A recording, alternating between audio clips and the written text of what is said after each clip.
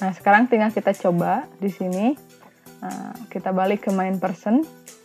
Sekarang kita tambahkan contohnya person Rahmat, artinya adalah new pekerja.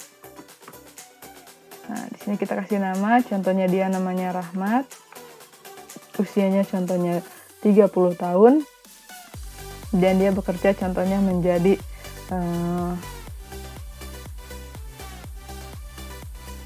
polisi. Kemudian kita panggil siapakah Rahmat, gitu kan ya, Rahmat. Kita panggil metodenya. Nah, sekarang kita jalankan. Nah, teman-teman kalau kita lihat di sini di bawah, nah, di sini metode Rahmat ini dipanggil. Nah, cuma di sini munculnya jadi ada 2. Nah, yang pertama ini adalah metode siapakah yang dimiliki oleh person, karena Rahmat merupakan person. Dan yang kedua ini adalah hasil dari metode yang siapakah yang dimiliki oleh si pekerja. Nah, Rahmat berusia 30 tahun dan Rahmat bekerja sebagai polisi. Nah, itu adalah kegunaan dari si super keyword. Jadi super keyword ini digunakan untuk memanggil yang dimiliki oleh super kelasnya. Nah, kalau yang ini bisa kita manfaatkan penggunaan dari pemanggilan metode konstruktor. Dan ini juga bisa kita manfaatkan untuk memanggil metode asli yang dimiliki oleh si induk kelasnya. Jadi pada saat kita panggil, nah, dia masih bisa memanggil dari si metode asli yang dimiliki oleh induk kelasnya. Nah, jadi teman-teman di sini kita sudah membahas tadi tentang metode dari override, konsep override method dan overriding method. Nah, di mana kita bisa membuat varian-varian agar suatu metode ini bisa memiliki banyak bentuk yang bisa siap menerima berbagai macam inputan, memproses inputan tersebut sesuai dengan codingan yang dimiliki dan menghasilkan output sesuai dengan inputannya. Kalau konsep overloading itu biasanya terjadi dalam satu kelas yang sama. Kita menggunakan nama yang sama, tapi melakukan perbedaan. Satu, perbedaan dari jumlah parameternya, perbedaan dari jenis tipe data parameternya, dan perbedaan dari posisi dari susunan parameter tersebut.